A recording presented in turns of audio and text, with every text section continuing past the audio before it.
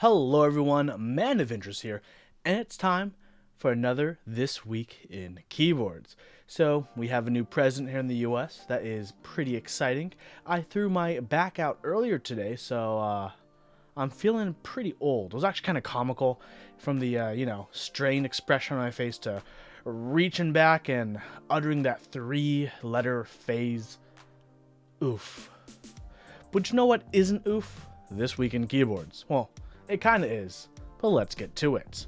First up on our spotlight topics, we have the Box 75 that's currently running on novel keys. Starting at $550, the Box 75 is a 75% by Lin Design Studio and is said to be, quote, a box that provokes. Well, there are definitely bits about this board that might make it provocative for some.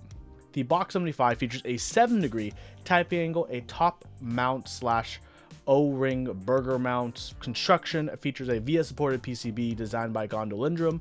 The plate is 1.5mm aluminum with flex cuts, and the plate itself rests on some plate foam. Under the PCB you'll find some case foam as well. The board is it's very unique with its 6 different accent pieces that are available in either raw stainless steel or raw polished stainless steel and black PVD stainless steel. Accents are the name of the game of this board because, depending on which one you get, your box can increase by a whopping $100 if you want that PVD option. That's right, colors. There are 2 colors available, black and white for the board, and to be fair, that makes it a lot easier for the designer and the vendor, and I think both accents will work very well with either color. So, a pretty controversial part of the board might be the feet on the bottom of the keyboard. They're like table legs in how they arch up the board to that 7-degree typing angle. It's a unique look, but maybe use a desk mat because you wouldn't want those stainless steel legs to accidentally scuff up your nice desk. Personally, I'm not in the market for a 75%, but if I was in the market for one, I'd consider this one for sure. Next up, we have the Axe 60 by NJY. The Axe 60 is it's an Axe themed gasket mount 60% board, and you know what? Those pieces, those accents, wowee, they're definitely something to look at. I think it looks pretty unique, this whole board, and I'd consider getting an HHKB version, depending on the price. It's also available in standard and when keyless. Those side accents, though, wowee, that's like the key feature for the overall design language of the board. The board, of course, will feature an improved gasket mount, integrated silicone pad that's going to be injection molded, interestingly. 8-degree typing angle. There's going to be a daughter board for the PCB, which in the future will support battery and Bluetooth, interestingly. There's a uniqueness to this board that comes in just the looks and aesthetics alone, and you know what? I want to explore this board a bit more. I'm curious how it's going to turn out, what it's going to be in price-wise. I'm going to keep my eye on this one. Next up, we have the Odin by KBDfans. It's a full-sized custom, and you know what? It's not actually a full-size board, right? It's a bit abridged, and I don't actually like that. The plate will be gasket mounted with a 9-degree typing angle. The expected price of the board is going to be north of $350 with an even higher, more expensive option to add a brass bottom weights. Plate options are going to be brass or FR4. PCB will have the option for solderable or hot swap.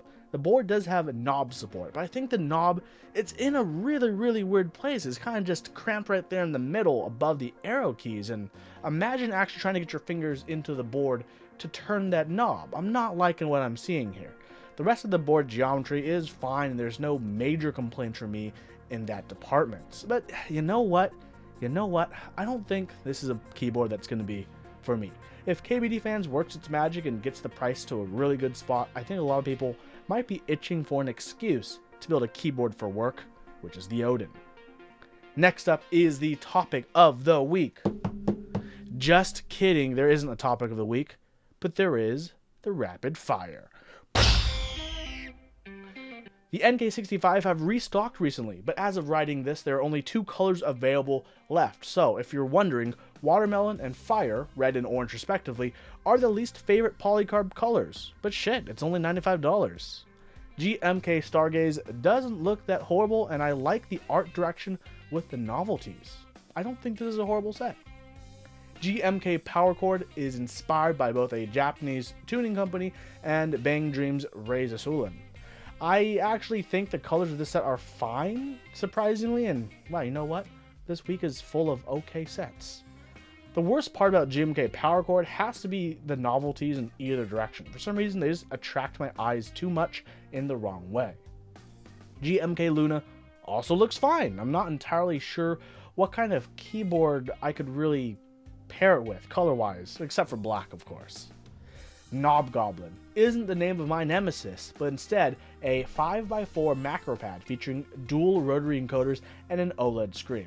I think it looks fine and is fine conceptually, but you put this in an actual nice aluminum case, this could go places.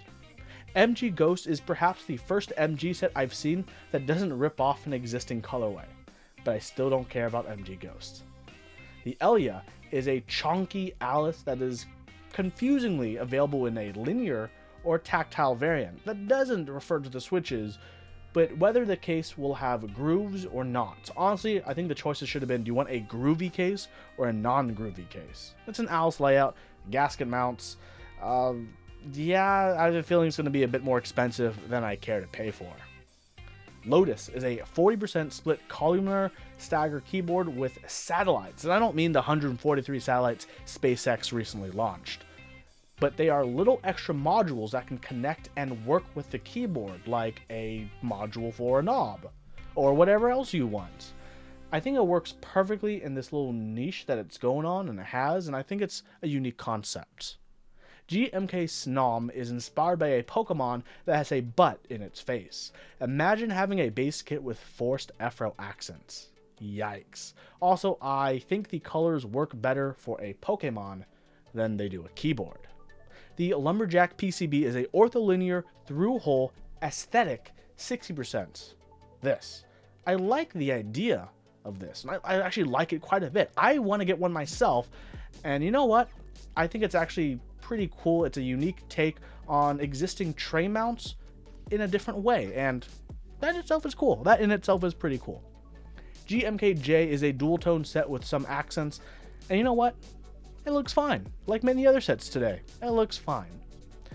The Monoflex 60% group buy is now live, which is a European custom 60%. It has flex leaf spring plate, a 6.5 degree typing angle, and a simple but refreshing look. I have nothing bad to say about this board, at least not that I know of yet. People who join this board will probably be happy enough, assuming the group buy goes according to plan. GMK Civilizations is a set I covered as an IC, but here we are. We're seeing it taking its baby steps, and it's now a group buy. Base kit's going to cost $125, and as a dual color set, it's not my favorite. I hope it can find a place among some boards that might look good with it, but let me know if there are any boards that would look good with this set in any color. I'm still trying to struggle with that one myself. Well, that's it for the news today.